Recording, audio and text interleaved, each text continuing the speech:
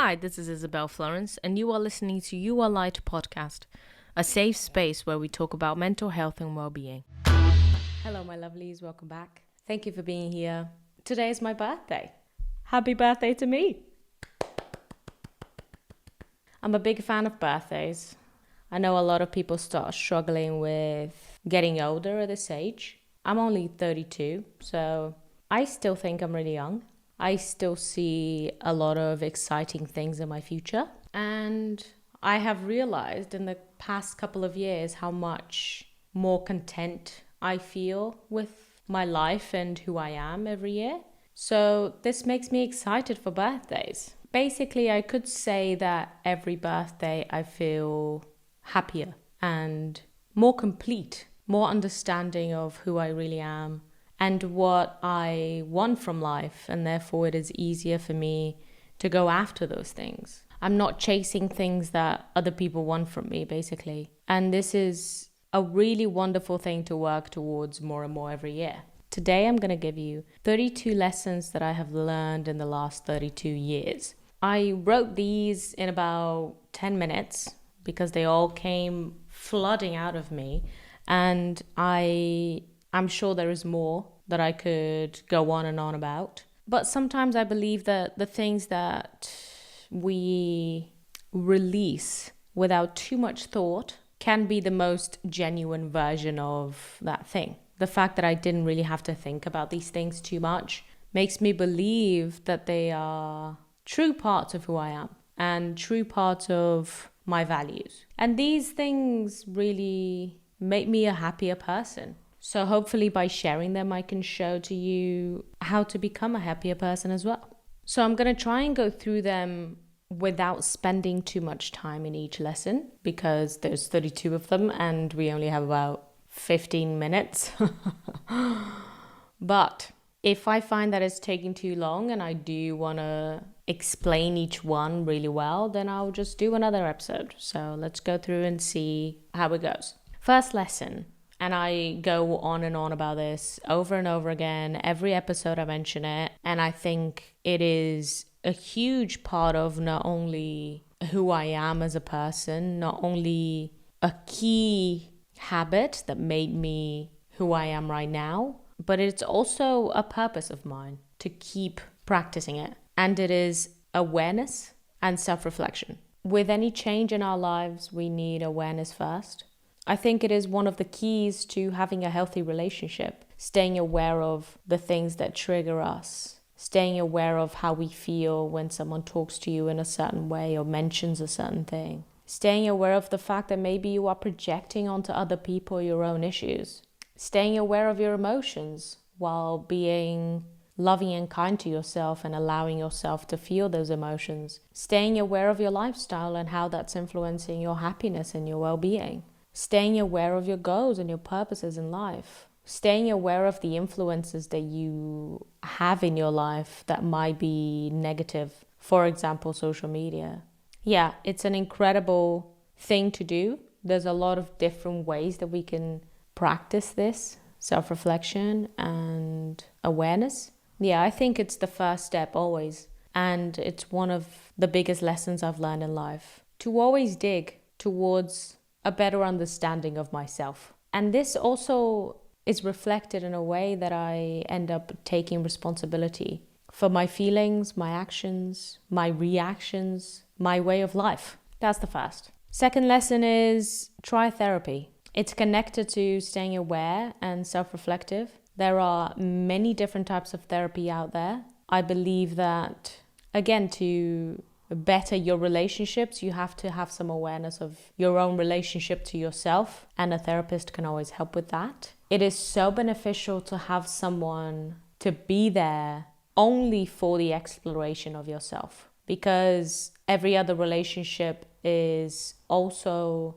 offering a lot more, and so it can cloud your exploration of yourself, other relationships. But a therapist, someone trained, is there to help you explore yourself, explore your psyche, your emotional self, the spiritual self that you might want to question and understand and analyze. There is a lot in our past that explains some coping mechanisms we have nowadays. Having an awareness of these coping mechanisms allows us to lower its potency over us, its negative potency over us. So therapy is incredible. I've done it since I was 16 and I'm very proud to say that. And it's also a connection to my authentic self. She always reminds me of who I am, reminds me of why I do the things that I do and how to do them better.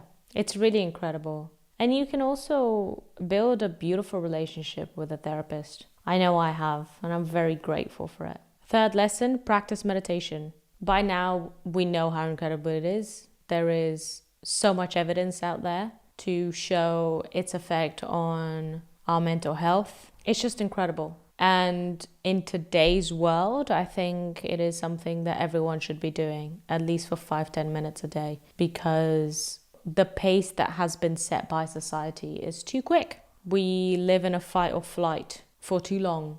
It's important to stop, slow down, and not live in a constant state of being influenced and of releasing dopamine.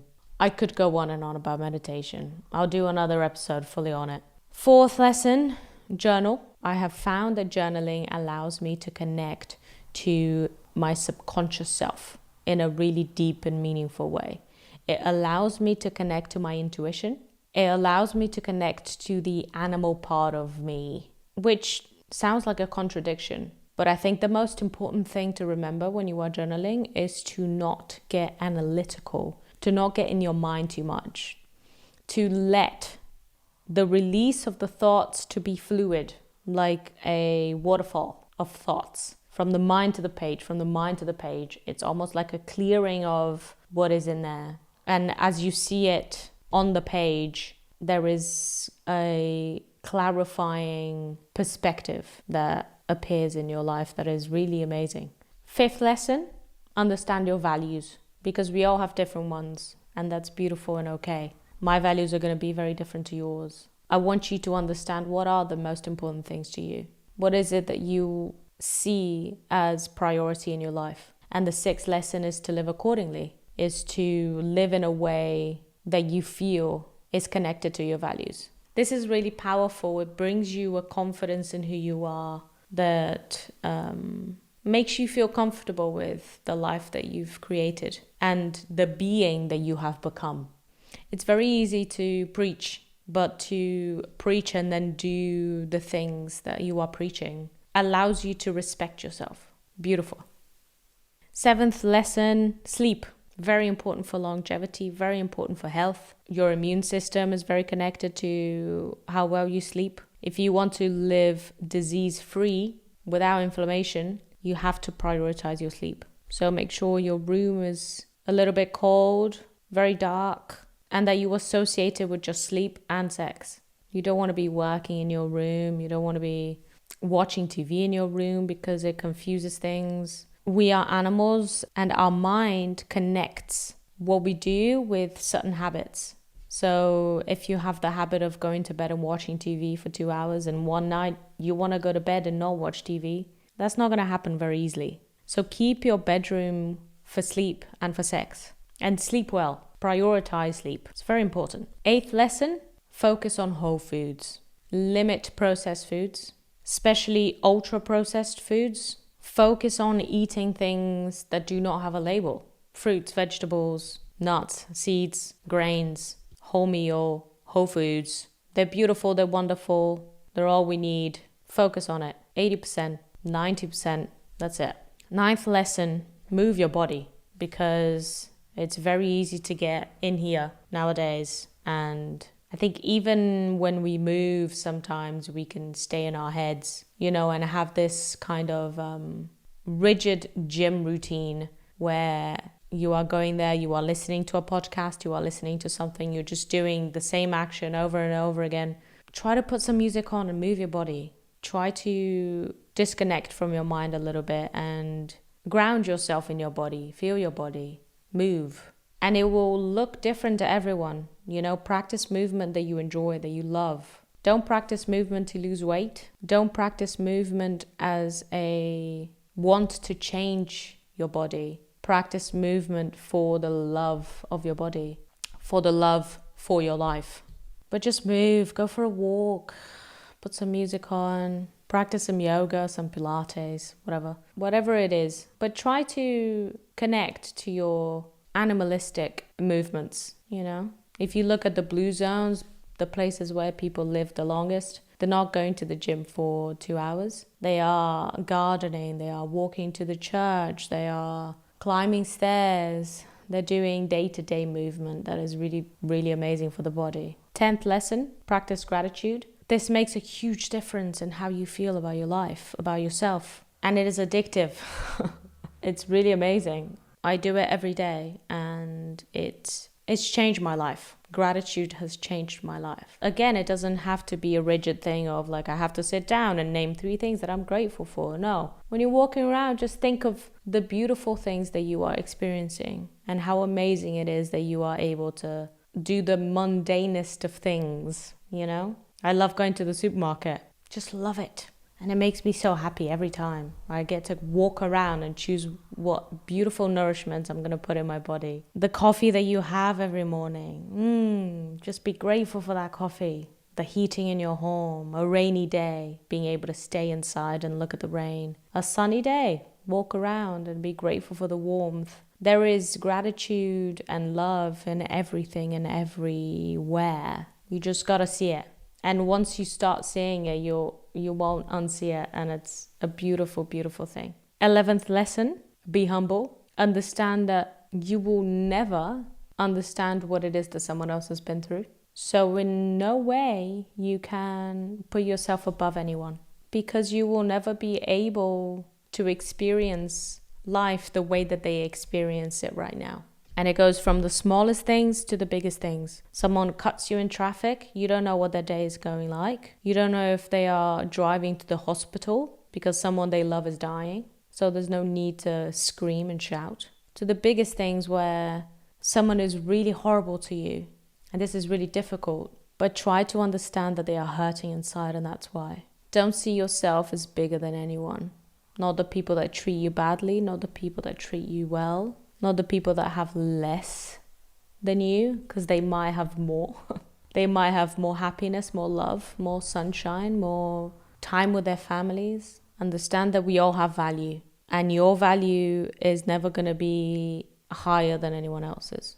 12th lesson, build a community. The loneliness epidemic right now is very scary. It leads to a lot of depression, a lot of suicide.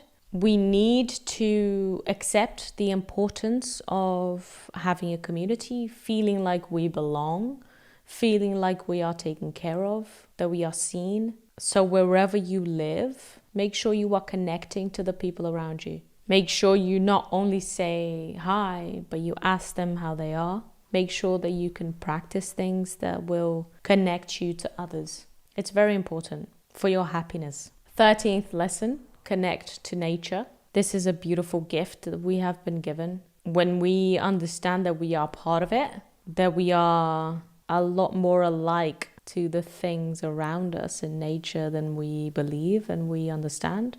And when we understand how incredibly fulfilling it is to feel the peace that comes from being surrounded by nature, it becomes so easy to prioritize time in nature, even if it is while you are doing something else.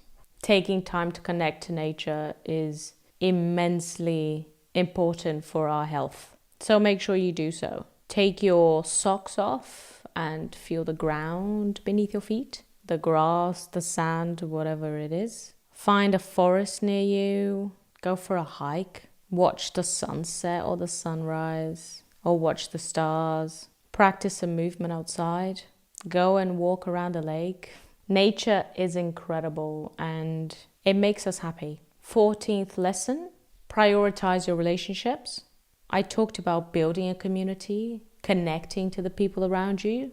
But I think as adults, we need to remember that we should be proactive when it comes to keeping the friendships that we value.